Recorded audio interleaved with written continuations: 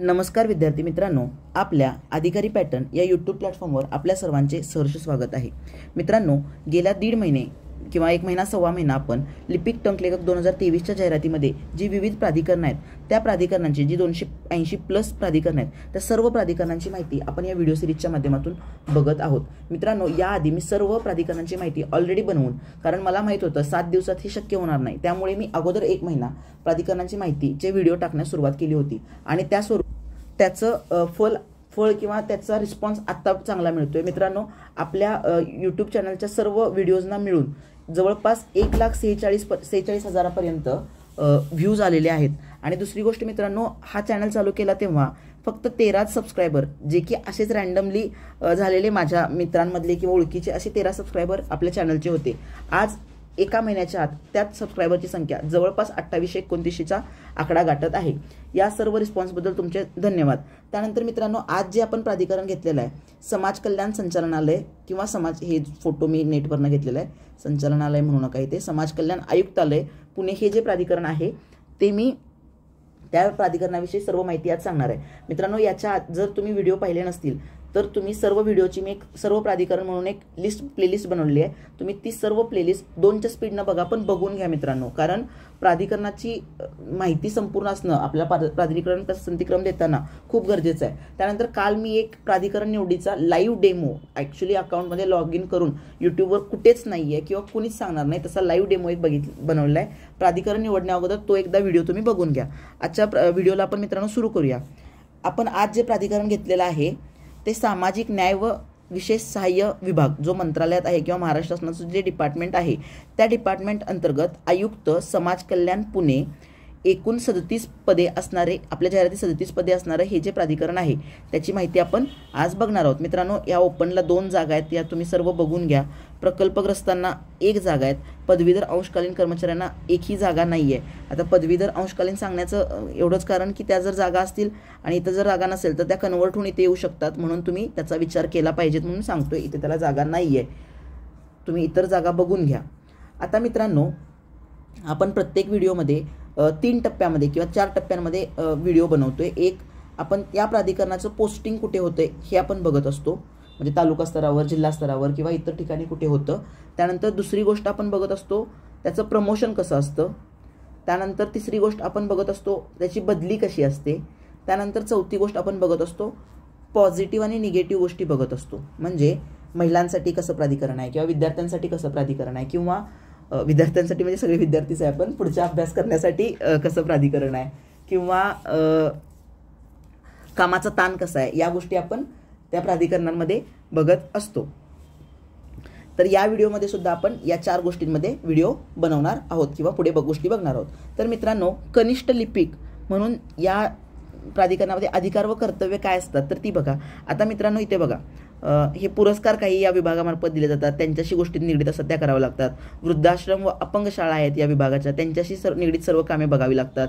शासन आयुक्तालयाकडून वेळोवेळी प्राप्त होणाऱ्या BDS वर वाटप करणे, म्हणजे या ज्या योजना असतात त्या लोकांपर्यंत व्यवस्थित पोहोचवणे किंवा जे अनुदाने असतात ती पोहोचवणे। शासकीय व अनुदाने वसतिगृहासंबंधी सर्व कामे असतात ती करावी लागतात। विभागांतर्गत विविध इमारत बांधकाम संबंधी सर्व कामे असतात ती बघावी लागतात, म्हणजे त्याचं फाईल बनवणं, टेंडर बनवणं, इतर सगळ्या गोष्टी या बघाव्या लागतात।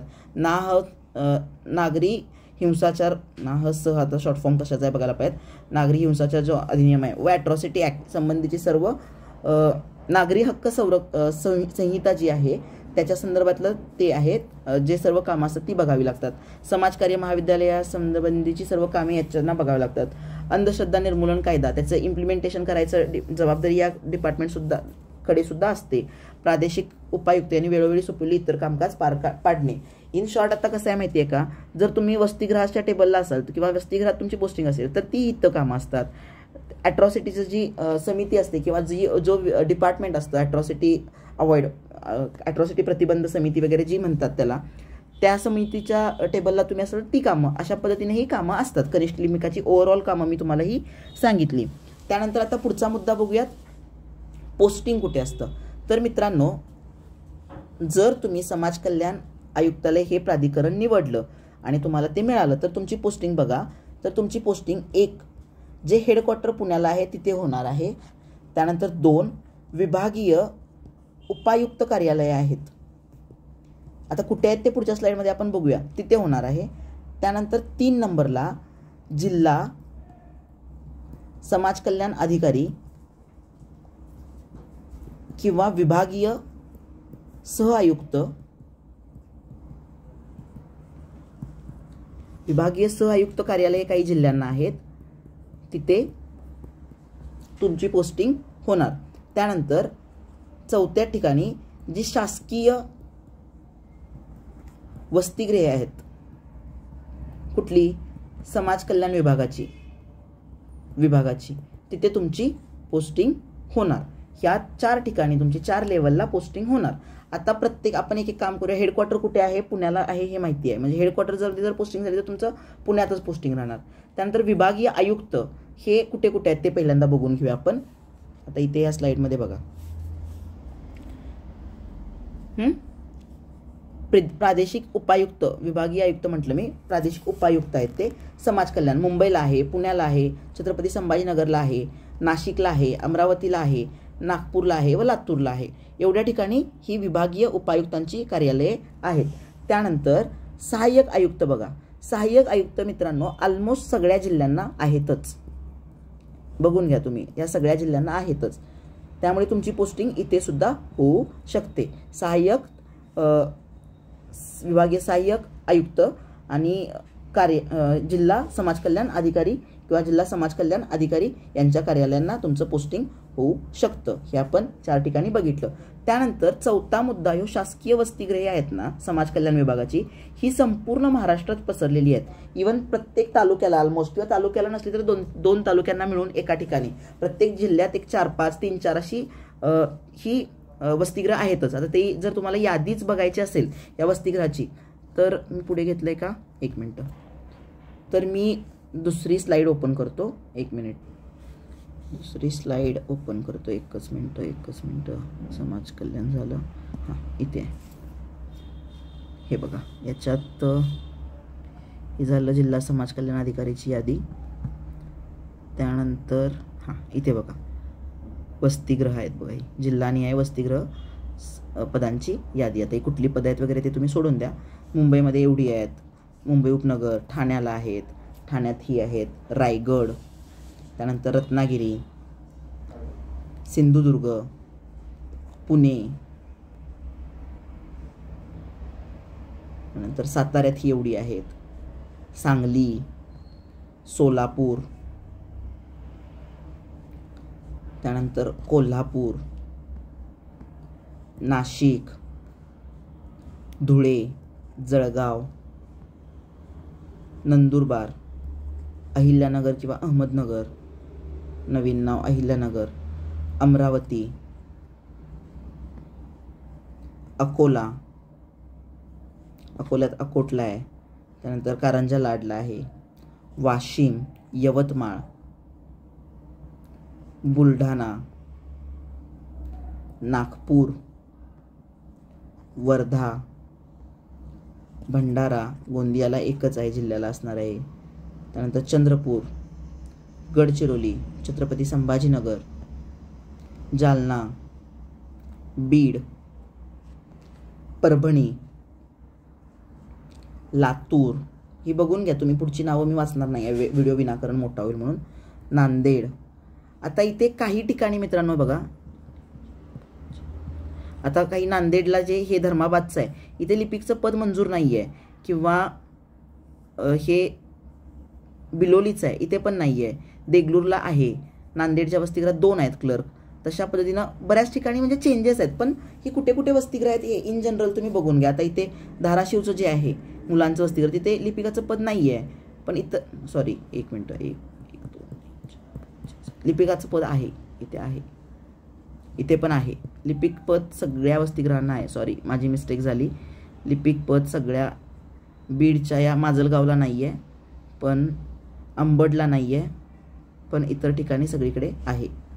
त्यानंतर ही वसतिगृहांची यादी फक्त बघून घ्या, कारण जिल्ह्यात कुठे पोस्टिंग मिळणार, कुठे रिक्त असेल आपल्याला माहीत नाहीत. प्राधिकरणात जागा बघितल्या तर आपल्या 40-50च आहेत.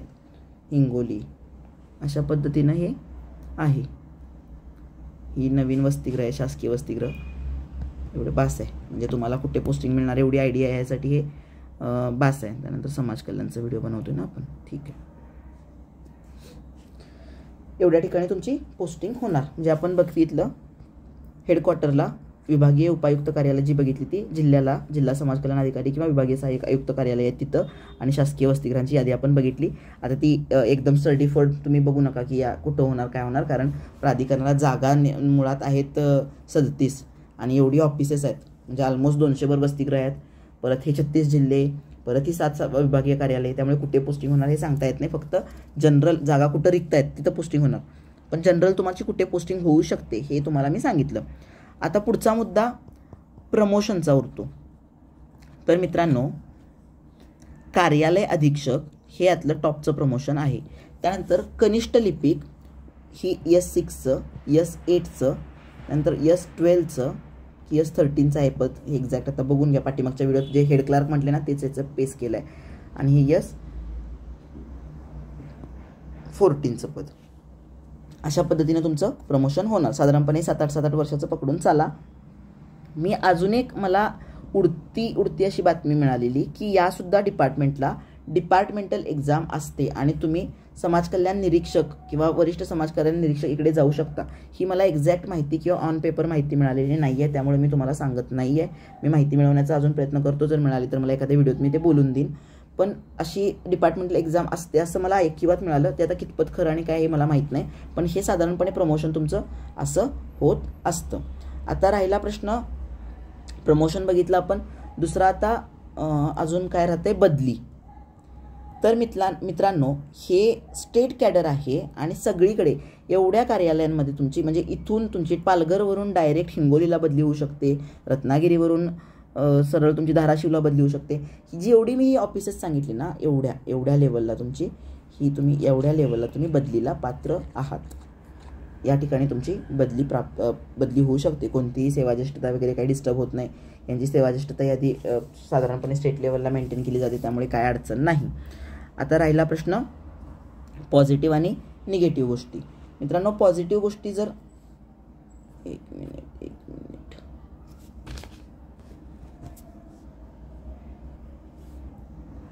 पॉझिटिव्ह गोष्टी जर मित्रांनो बघायला गेला तर तुम्ही आपल्या जिल्ह्यात, आता जरी तुम्हाला आपला जिल्हा मिळाला नाही, आपल्या जिल्ह्यात पोस्टिंग होऊ शकते. नंतर तुमची बदली करून घेऊन तुम्ही आपल्या जिल्ह्यात पोस्टिंग होऊ शकते. त्यानंतर समाज कल्याण विभागात कामं तुम्हाला डायव्हर्स आहेत. म्हणजे कामं जर तुमचं वसतिगृहावर असेल तर वसतिगृहाची आस्थापना सांभाळणं, किंवा तुमचं जर हेडक्वार्टर म्हणजे काम क्लर्क, ॲज अ क्लर्क म्हणून तुम्हाला वेगवेगळ्या भूमिका निभावाव्या लागतात. त्यानंतर डिपार्टमेंटल एक्झामचं तुम्ही स्वतःच्या लेवलला कन्फर्म करून घ्या. डिपार्टमेंटल एक्झामचं मला माहिती कमी मिळालेली आहे. डिपार्टमेंटल एक्झाम जर असेल तर तुमचं डायरेक्ट प्रमोशन फास्ट होऊ शकतं. त्यानंतर 4 आपल्या तालुक्यालासुद्धा आपली पोस्टिंग होऊ शकते. 5 महिलांसाठी डिपार्टमेंट चांगलं आहे, शनिवार रविवार सुट्टी असते. आता निगेटिव्ह गोष्टी जर कुठल्या म्हटल्या तर थोडासा कामाचा ताण असतो. म्हणजे कामाचा ताण म्हणजे काय, तुम्हाला कोण 6:30 नंतर काय 6 नंतर थांबा, म्हणजे तुमचा ऑफिस टाईम संपल्यानंतर 8 वाजेपर्यंत थांबा म्हणत नाहीत, पण कामं थोडीशी असतात. कारण विविध योजना येत असतात, ज्यांचं ड्राफ्टिंग असतं, ते सगळ्या गोष्टी असतात, त्यामुळे थोडंसं कामाचा ताण असतो. महिला अभ्यासासाठी थोडासा वेळ इथं ऑफिस आवरमध्ये किंवा त्या गोष्टींमध्ये तुम्हाला मिळायचं थोडंसं कमतरता असू शकते. ही एक ह्याचा ड्रॉबॅक म्हणता येईल. बाकी ओव्हरऑल हे डिपार्टमेंट चांगलं आहे आणि तुम्ही ठरवा. म्हणजे मी याच्यावरच तुम्हाला सांगणार नाही की तुम्ही हे घ्या किंवा न घ्या. कुठल्याच व्हिडिओमध्ये मी तुम्हाला हे सांगत नाही की हे घेतलं पाहिजे किंवा नाही घेतलं पाहिजे, पण या पॉझिटिव्ह निगेटिव्ह गोष्टी त्याच्यावरून तुम्ही ठरवा. आता मित्रांनो, या व्हिडिओनंतर थोड्या वेळात मी महिला व बालकल्याण जे हे आहे, महिला व बालकल्याण आयुक्तालय जे आहे त्याचं पोस्टिंग आणि इतर सगळ्या गोष्टींचा व्हिडिओ बनवणार आहे. त्यात एक खूप एक्साइटमेंट, चांगली एक पॉझिटिव्ह गोष्ट त्या व्हिडिओमध्ये मी सांगणार आहे. तो व्हिडिओ नक्की बघा. त्यानंतर अजून काही तुमच्या शंका असतील तर त्या कमेंटमध्ये टाका. कोणतीही गडबड करू नका मित्रांनो. प्राधिकरण टाकण्यासाठी सर्व व्हिडिओ बघून माहिती घेऊन व्यवस्थित टाका. आपण या व्हिडिओमध्ये इथेच थांबूयात मित्रांनो, आणि तुमच्या काही शंका असतील त्या कमेंटमध्ये टाका. व्हिडिओ आवडला असल्यास लाईक करा, आपल्या मित्रांना शेअर करा, चॅनलला सबस्क्राईब करा. अजून एक तुम्हाला या व्हिडिओच्या माध्यमातून रिक्वेस्ट करायची आहे मित्रांनो, तुम्ही तर सबस्क्राईब करालच, पण तुमच्या मित्रांना सुद्धा व्हिडिओची लिंक शेअर करा. येत्या काळात आपण 4 तारखेनंतर जेव्हा या डिपार्टमेंट वाईज म्हणजे प्राधिकरणाची माहिती द्यायची व्हिडिओ सिरीज संपेल किंवा 2 तारखेनंतर, त्याच्यानंतर आपण सर्व म्हणजे मी व्हर्साटाईल याच्यावर व्हिडिओ टाकायला सुरुवात करणार आहे, ज्याचा आपल्या अभ्यासात 100% फायदा होऊ शकतो. त्याबरोबर बऱ्याच टेक्निकल गोष्टी प्रशासनातल्या मी या व्हिडिओ सिरीजच्या माध्यमातून आपल्यासमोर आणणार आहे. त्यामुळे चॅनलला सबस्क्राईब करा, आपल्या मित्रांना शेअर करा आणि तुमचं शेअर, सबस्क्राईब आणि लाईक हेच मला सपोर्ट म्हणजे वाटतो. मला अजून गोष्टी करायला हे कष्ट करायला लागतात, त्या कष्टात चीज झाल्याचं वाटतं. त्यामुळे तुम्ही प्लीज सपोर्ट करा. आपण इथे थांबूयात. धन्यवाद मित्रांनो.